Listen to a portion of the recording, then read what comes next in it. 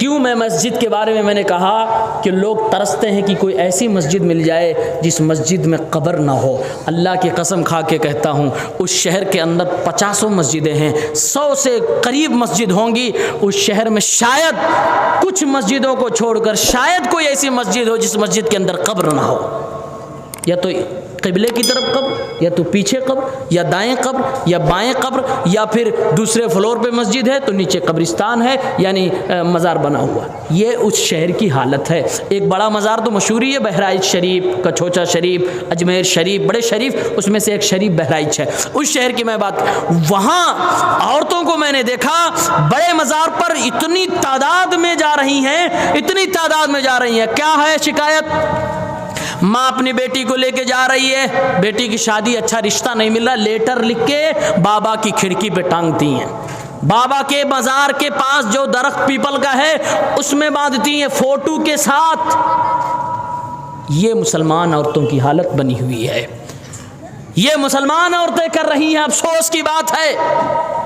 एक बार मैं मज़ार देखने के लिए गया, पहली बार जब उस शहर में गया तो एक नेताजी थे, बोले मौलाना आपको दिखाते हैं, कभी काम आएगा आपको। ने कहा चलते हैं देखते हैं। तो मज़ार गया, अंदर घुसा तो जे मज़ार में होता है कि उनका प्रोटोकॉल होता है, जूता पहन के चप्पल पहन के आप नहीं जा सकते। मैं पहला कदम जैसे बढ़ाया, घुस गया, अरे रे कौन है कौन है कौन है, पहन निकल, बाहर निकलो बाहर निकलो। ने कहा क्या बात है भाई? कहा जूता बाहर निकालो। खैर निकाला तो दूसरे ने हाथ में लिया, अंदर गए तो वहाँ जाकर हमने देखा कि मज़ार है और मज़ार के चारों तरफ जाली बनी हुई है, छोटी छोटी जालियाँ बनी हुई हैं जिसमें धागे बंधे हुए हैं, कहीं लेटर टंगा हुआ है, कागज़ टंगा हुआ है।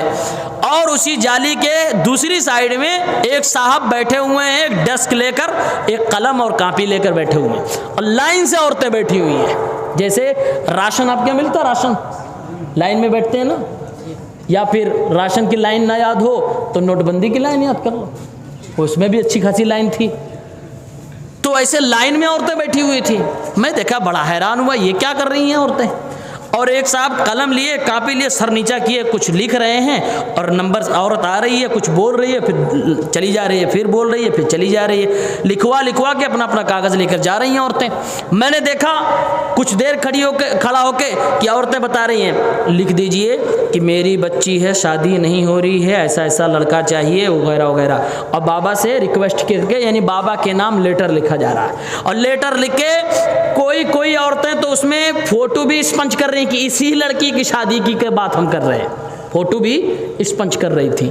और उसके बाद वो ले जाकर पेड़ में या तो उसी जाली वाले दीवार में उसको बांधती थी। थोड़ी देर में खड़ा था, मैंने कहा भाई आप ये तो क्या लिख रहे हो?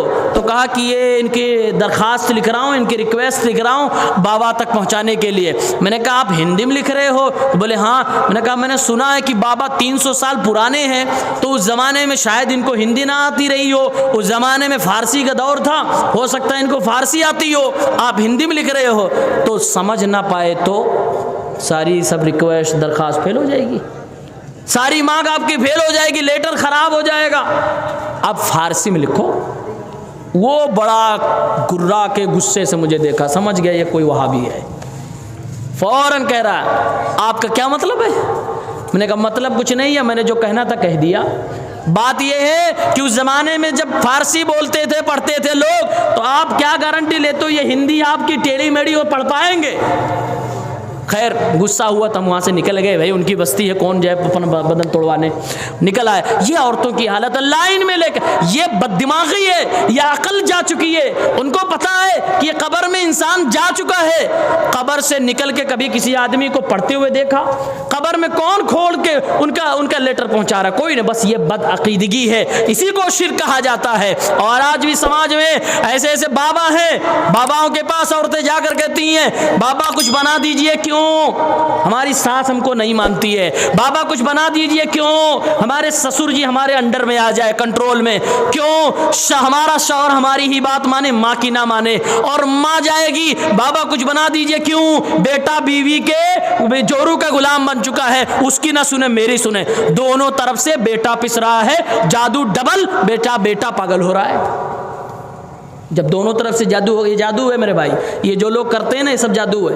ये कोई दुआ नहीं होती, कोई दुआ ऐसी बनी नहीं दुनिया में कि जो दुआ बेटे को माँ से अलग कर दे, माँ को बेटे से अलग कर दे, बीवी को शौहर से अलग कर दे, शौहर को भी, ऐसी कोई दुआ नहीं होती है। ये जादू होता है जो ये लोग करते हैं। जो लोग ऐसे लोगों के पास जाते हैं, एक हदीस पाक सुन लो कितना बड़ा गुनाह है।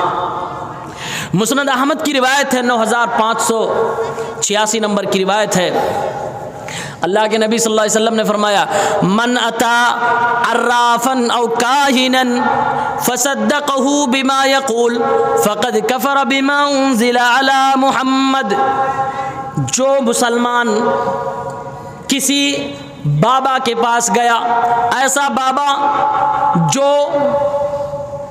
गैब की बात बताने का दावा कर रहा है, 50 किलोमीटर उसका घर है, कोई आदमी जाके कह रहा है कि मेरी मोबाइल गायब हो गई, मेरा जेवर गायब हो गया, वो बाबा कह रहे हैं जाओ एक लेमू ले आओ, काट के मैं बता दूंगा किसने चोरी किया है। ये सब शैतान की मदद से ये काम करते हैं, ये गैब जानने का दावा शैतान के जरिए करते हैं। अल्लाह के नबी ने फरमाया ऐसे लोगों के बारे में कि जो इनके पास जाएगा उनके बारे में नबी फरमाते हैं वो कुरान के साथ कुफ्र करेगा। फ़क़द कफ़र बिमा उन्ज़िला अला मुहम्मद, मुहम्मदुर रसूलुल्लाह पर नाजिल होने वाली किताब का वो मुनकिर है, काफिर है।